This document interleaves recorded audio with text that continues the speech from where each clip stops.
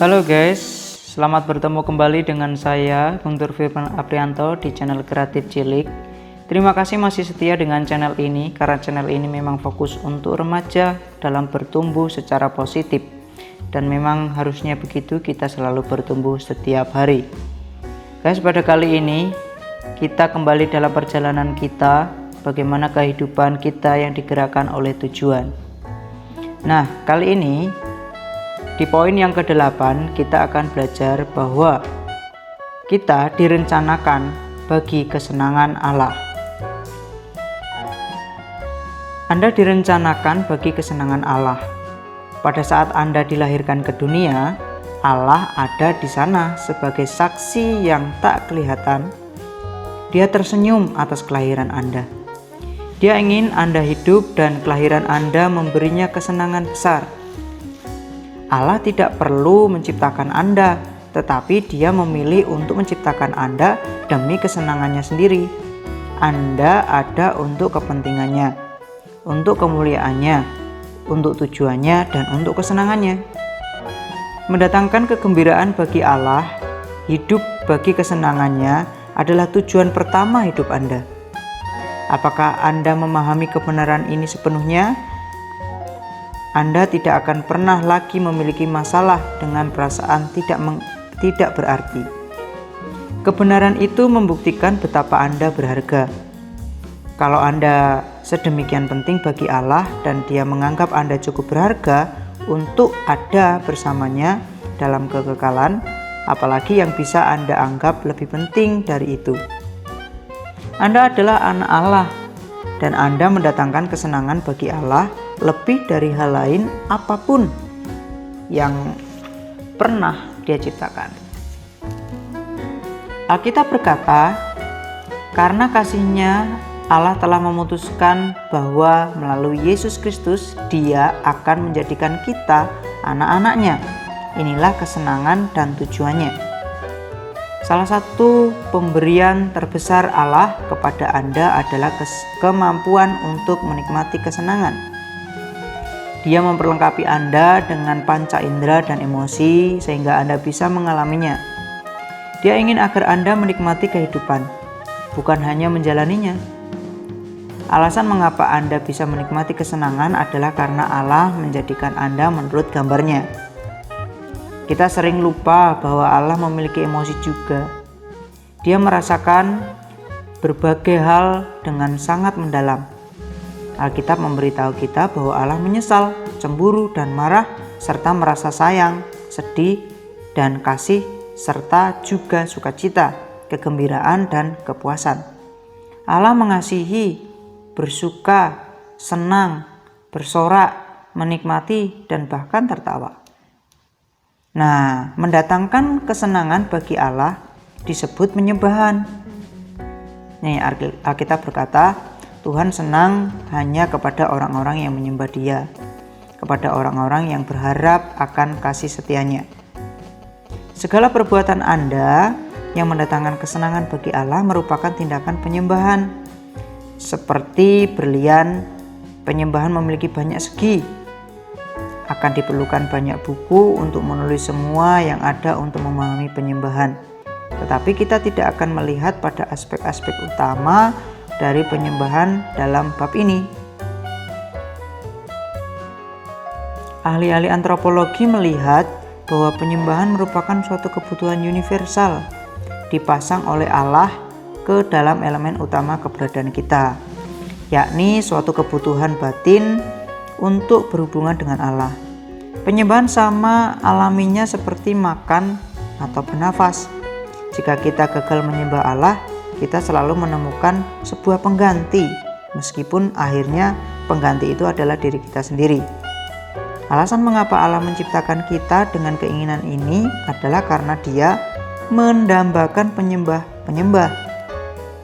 Yesus berkata, Bapa menghendaki penyembah-penyembah.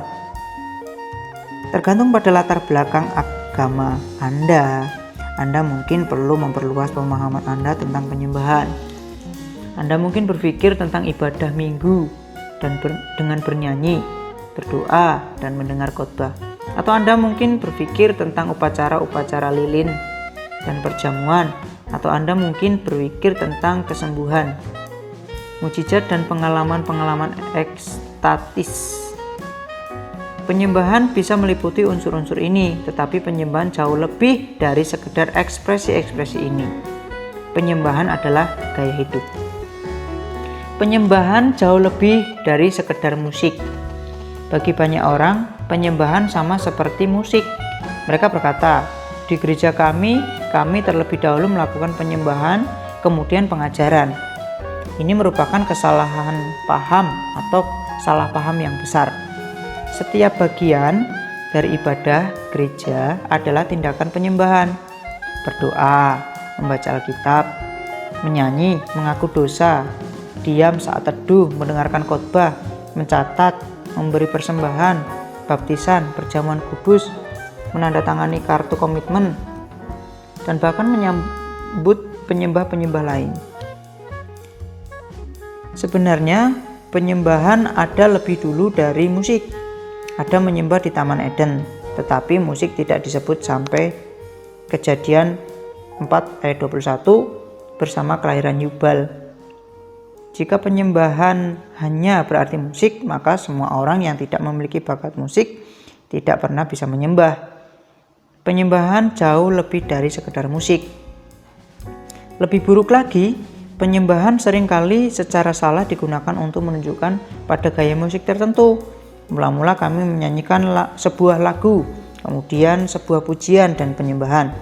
Atau saya menyukai lagu-lagu pujian yang cepat, tetapi paling menikmati lagu-lagu penyembahan yang lambat. Dalam pemakaian ini, jika sebuah lagu itu cepat atau keras atau menggunakan alat musik yang terbuat dari kuningan, lagu tersebut dianggap pujian. Tetapi jika lagu itu lambat, syahdu dan intim, mungkin diiringi gitar, itu baru penyembahan.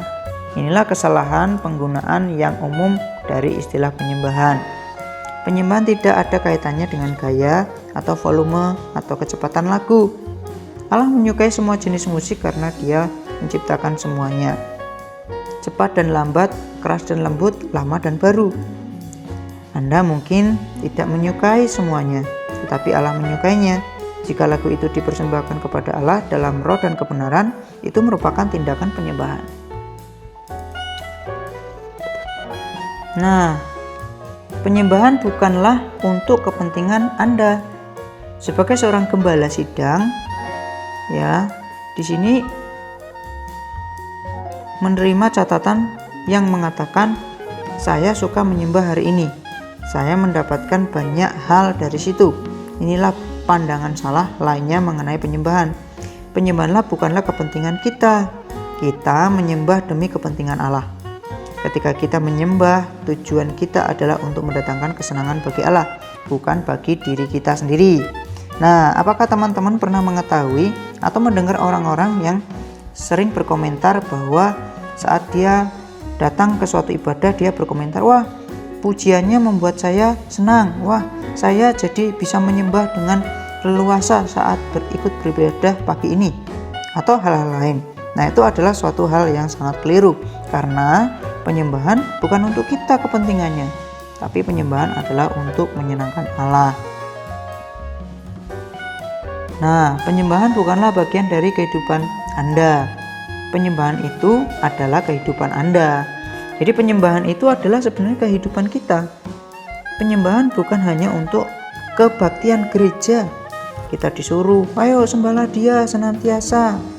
Pujilah Dia dari saat matahari terbit sampai terbenam. Tidak begitu. Dalam Alkitab, orang-orang memuji Allah saat di tempat kerja, di rumah, di dalam pertempuran, di penjara, dan bahkan di tempat tidur.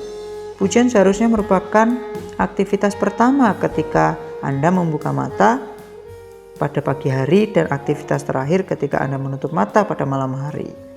Daud berkata, aku hendak memuji Tuhan pada segala waktu. Puji-pujian kepadanya tetap di dalam mulutku. Bahkan setiap aktivitas kita adalah bentuk penyembahan bagi Tuhan. Nah, pertanyaannya, apakah yang kita lakukan dalam setiap hari itu menyenangkan Tuhan atau tidak?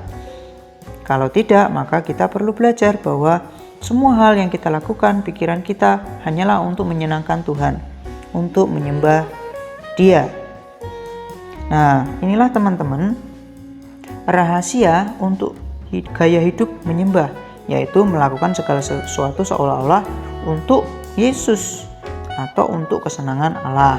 Bahwa kehidupan sehari-harimu yakni tidur, makan, pergi, bekerja, dan berjalan-jalan, dan letakkan itu di hadapan Allah sebagai sebuah persembahan. Jadi teman-teman, apapun yang kita lakukan adalah penyembahan bagi Tuhan. Nah, ketika kita pertama kali jatuh cinta pada seseorang, itu biasanya kan kita selalu memikirkannya dalam setiap kehidupan kita. Atau seorang suami atau seorang istri yang memikirkan pasangannya atau jatuh cinta pertama pada pasangannya. Dalam hal apapun mereka selalu memikirkan orang yang dia suka itu.